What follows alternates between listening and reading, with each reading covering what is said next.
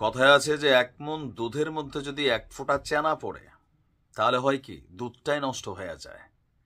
বাংলাদেশের রাজনীতিতে কিছু কিছু দিকে জামাত অন্যান্য দলগুলোর তুলনায় আসলে কিন্তু ব্যাটার, এটা অস্বীকার করার সুযোগ নেই। যেমন ধরেন বিভিন্ন জায়গায় চাঁদাবাজি, রোডে ঘাটে, বাস স্ট্যান্ডে, তারপর হচ্ছে সিএনজি স্ট্যান্ডে, হ্যাঁ, তারপর রাস্তা দিয়ে গাড়ি ঘোড়া যাওয়ার সময় যে খেলাধুলা আছে আর কি, আমাদের অন্যান্য দল খেলে, এই খেলাটাতে মোটামুটি জামাত পরিচ্ছন্ন ছিল। তবে এক ফোঁটা চেনা কিন্তু খুঁজে পাওয়া গেছে।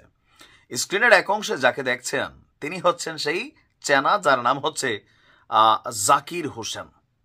বড় ব্লুটুথ বয়, পয়সা কামানো শিখা গেছে। আচ্ছা, ঘটনার প্রেক্ষাপট দেখেন।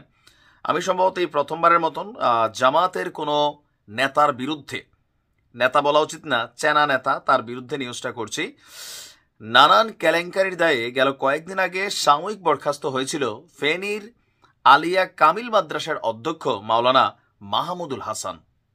এরপরে তার বিরুদ্ধে সম্ভবত মামলার একটা আয়োজন বা প্রস্তুতি চলছিল। তো সেই মামলা থেকে অব্যাহতি দেওয়ার আশ্বাসে জামাতের রোকন এই চেনা জাকির, সে আপনার সম্ভবত কত লক্ষ টাকা চাইছে, 3 লক্ষ টাকা।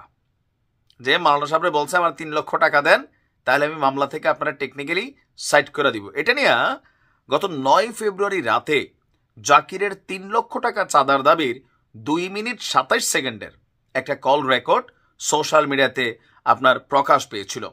এরপরেই এই বিষয়টা সামনে আসার পর আপনার গতকালকে সন্ধ্যায় জেলা জামাতের প্রচার এবং মিডিয়া সম্পাদক আনম আব্দুর রহিম স্বাক্ষরিত এক বিজ্ঞপ্তিতে এই চেনা জাকিরকে সংগঠনটি থেকে বহিষ্কার করা হয়েছে। এখন বহিষ্কার কি কোনো সলিউশন? আমরা মনে করি বিএনপি, আওয়ামী লীগ, জাতীয় পার্টি, জামাত ইসলাম যারাই আছে, একটা জিনিস ফলো করা জরুরি। কোনটা?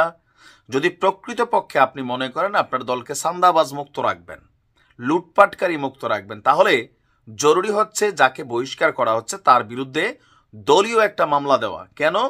যেন বাকি যে কর্মীরা যাদের মনের মধ্যে এই লোভ হিংসা কাজ করে যায়, তো সেটাতে কি হবে, বাকিরা একটা মেসেজ পাবে যে দলে থেকে কোনো রকম অন্যায় করলে দল প্রশ্রয় তো দেয় না, বরঞ্চ একটা মামলা ঝুলাই দেয়। এখন বহিষ্কার আমরা দেখছি অতীতে ছাত্রলীগ অনেকরে বহিষ্কার করছে, ধরা খাইলে ছাত্রদলও বহিষ্কার করছে, কিন্তু বিএনপি কিন্তু মামলা দিয়ে দিছিল এক নেতার নামে দলীয়ভাবে। জামাতের উচিত এই চেনা জাকিরের বিরুদ্ধে একটা মামলা দিয়ে দেওয়া। জানা গেছে যে ফেনীতে পরিচ্ছন্ন রাজনীতির জন্য জামাত ইসলামের দীর্ঘদিনের সুনাম রয়েছে। তবে এই চেনা জাকির মানে জামাতের এই রোকনের অনৈতিক কর্মকাণ্ডে সেই খ্যাতিতে এবার ছেদ পড়ল। ইতিপূর্বে ফেনী জামায়াতের কোনো নেতাকর্মীকে বাস, সিএনজি স্ট্যান্ড ইজারা নিয়ে চাঁদা আদায়ে সংশ্লিষ্টতা না পেলে এবারই ব্যতিক্রম চিত্র দেখা গেছে। জানা গেছে জামাতের এই রোকন জাকির হোসেন ফেনী শহর শ্রমিক ফেডারেশনের সহসভাপতির পদ ব্যবহার করে শহরের বিভিন্ন পরিবহন স্ট্যান্ড থেকে টাকা হাতিয়ে নিচ্ছে।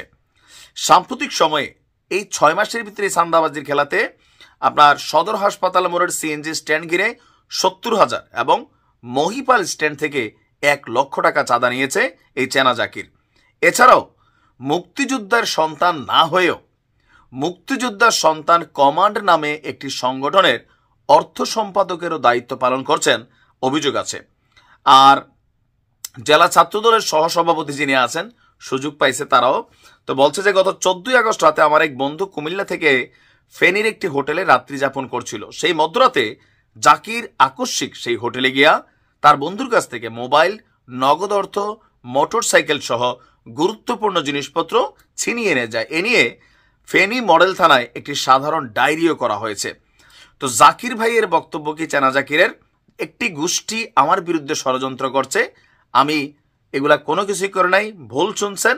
আর জামাতের আমির বলছেন যে জাকিরের বিরুদ্ধে নানান অভিযোগ রয়েছে, সেই কারণে সংগঠন বিষয়টিকে গুরুত্ব দিয়ে তাকে বহিষ্কার করছে।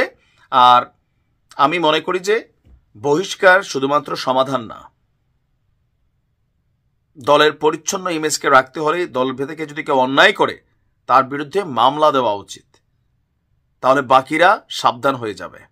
ধন্যবাদ, ভালো থাকুন।